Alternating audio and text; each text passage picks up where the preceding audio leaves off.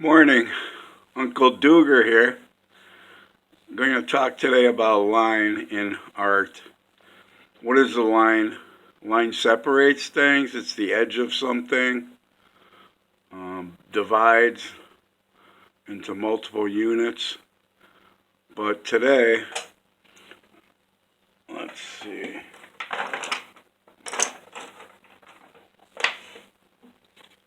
First, I have to find my chalk, like an idiot.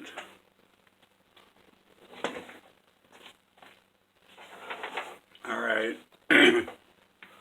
So let's just say average Joe. You ask average Joe to draw a line.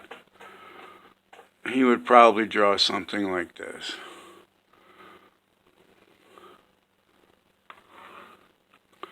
Simple, direct, uninteresting. And say you asked artistic Joe to draw a line, he might draw something like this.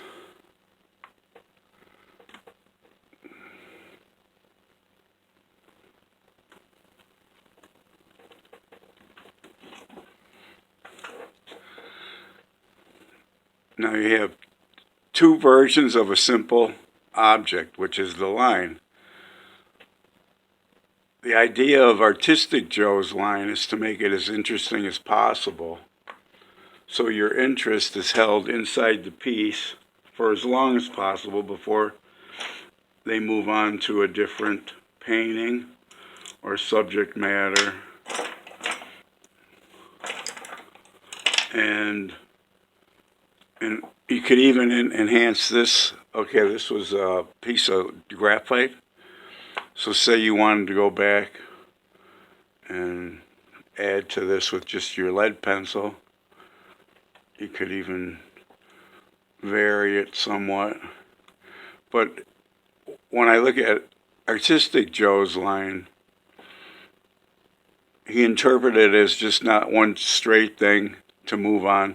He tried to vary it throughout the motion of the downward stroke with different angles, circles, curves. The only thing is it's kind of one-dimensional in the fact of the power of the line. So what you would do to even make it more interesting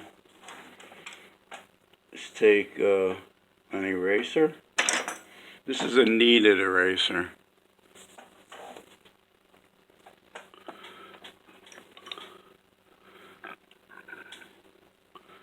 And this is the best eraser made, I think. Paper made, tough stuff, eraser stick. It comes up and down, and you can make it thicker. The power of it's in the point. So let's just say, as I look at this, I like what's happening up at the top, how it's separated and made two lines out of one stroke. And then there's a little particle here that breaks up, and then it curves. And this is kind of interesting with the point, but it's a little too intense across the whole thing. So what you can do with your eraser is like soften it a little.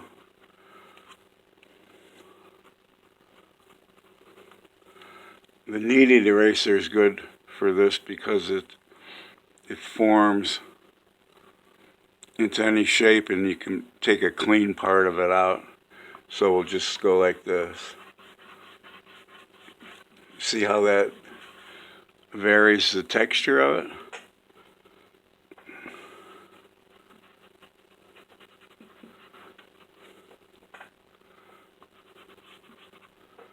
Even this down here, this little erratic edge, it's kind of interesting. So let's do this. I'm just going to connect this a little bit like that. So then it kind of fades into just like a dot pattern and then disintegrates. Where average Joe's line is just boom, boom, boom, boom, boom, and no interest whatsoever. So now that I look at this, I really like how it's separating here. Kind of looks like a river almost. So what I would do with that is to enhance it more is take, just say your basic black, Mars Black Golden Acrylic, best acrylic paint made, a lot of pigment, real dense, and it's real consistent from tube to tube. A lot of acrylics, you'll get the, you'll get a real consistent thick blue, and then maybe a Viridian or something's real thin, and it just doesn't transfer well onto the paper or canvas. And then take a little bit of titanium white.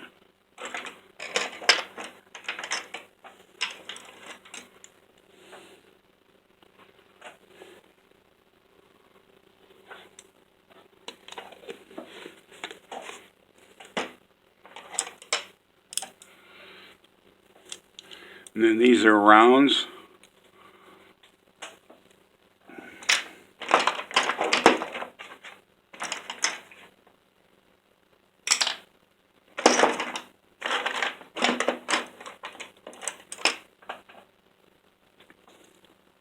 Nice point, good for edge and line and creating a line.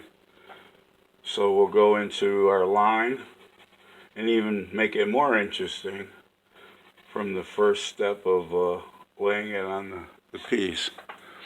So let's see, I like this. Let's go.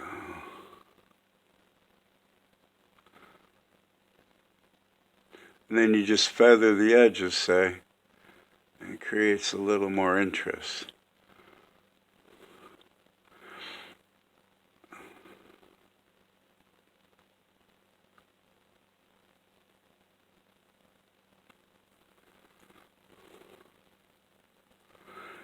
Now, I put the dark up here to accent this part of the line and left this a little more vague, because if I darkened it, it would be equal to this, and it would compete, and it'd be boring, because you have a different look to it, even though it's on the same level.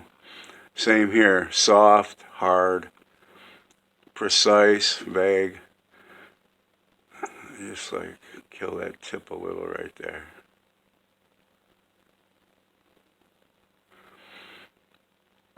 Now this point is kind of part of the focal point of the line right in here. So I'm gonna accent this. I like this. Boom.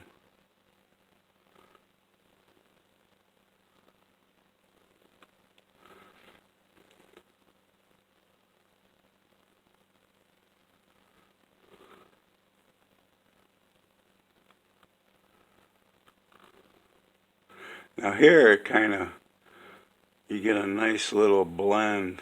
So we're gonna, say, bring this like that.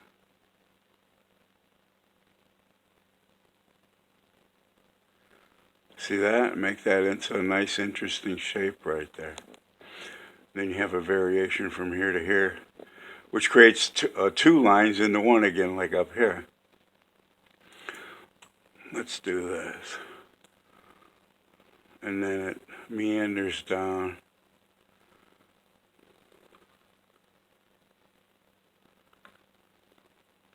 And then a dot pattern that fades into nothing.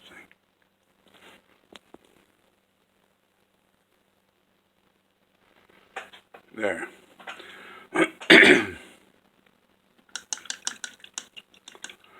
Now, this looks a little thick in there, so what you do is you take your base color white, titanium white, put it on your brush.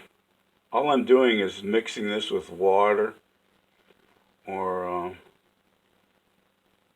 cleaning the brush with water. It's the only medium I use. It's water. At this point, get rid of that little tip there.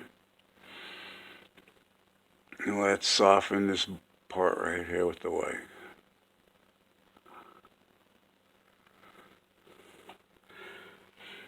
Now you could add the white and the black together on your brush. It'll give you more little versatility other than the graphite. And let's like take it. And then you could just clean your brush with the water, leave the water on there, and like blend it up like that, kind of like a watercolor. And then look at all this nice, interesting thing that's going on here with the drip. The drip in acrylic is very interesting because you can control it with the dryness and the wetness mixed together, so it beads up right there. Then when it dries, you'll have a nice little soft black right in there. And then you could even soften some of the other line with just the water.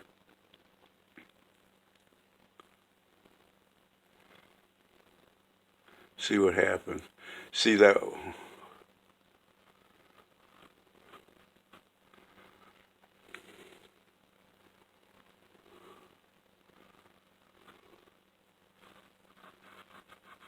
And then when you press hard with the water, you can even erase. See how that disappears?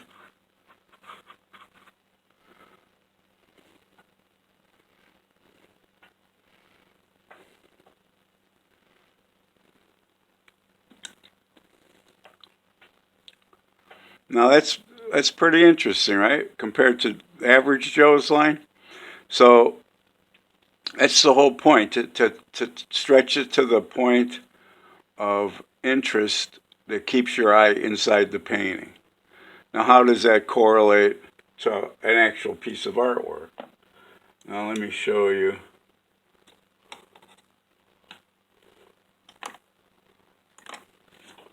This first demo I did of the goat.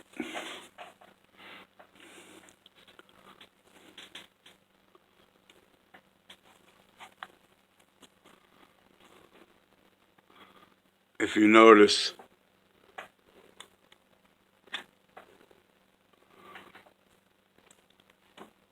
right here, where does our line take place in this image?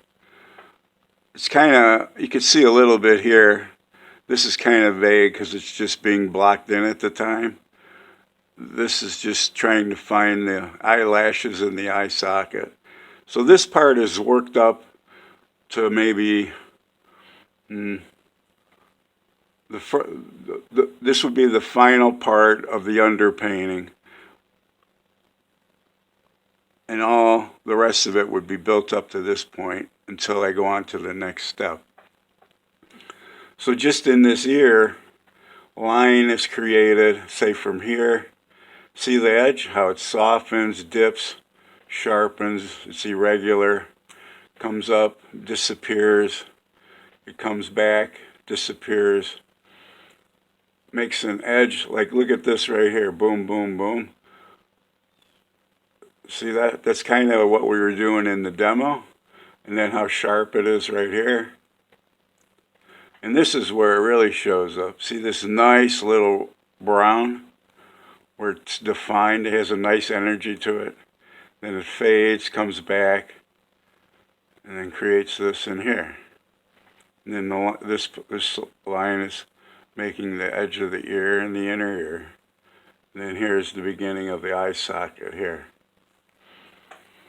So that's what line is. It separates the background from the ear, and then it makes its own energy that holds your eye in place and rotates it through and through the image. Where this is incomplete, where maybe average Joe would do this, and you look at it once and you move on because there's nothing there to hold your interest. So that's the artistic version of line, which is one of the 6 elements. And we'll be going on to the other 5 probably the beginning of next week. So I hope you got something out of it. And now that this dried, I see some corrections I would make right off the bat. So we'll do it real quick. See, the drip had dried. It's a little too... So I like this point here. Let's go like that. Soften that bottom edge of it.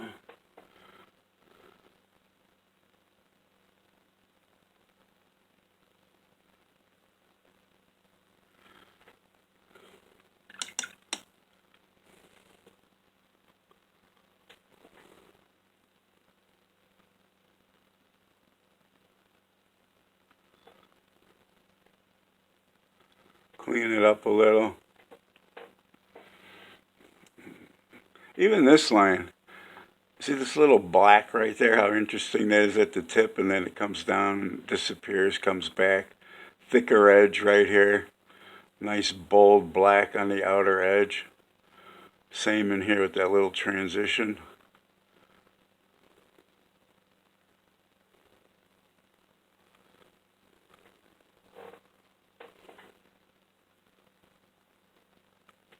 Clean up that little dot here, another one.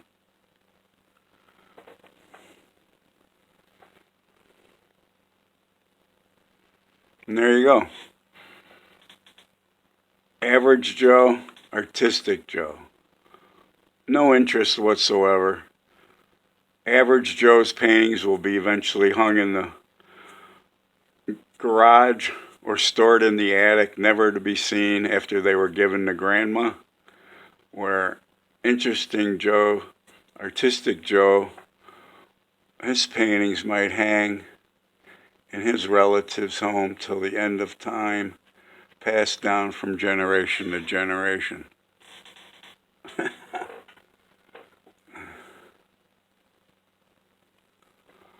Alright, there you go. See you next time.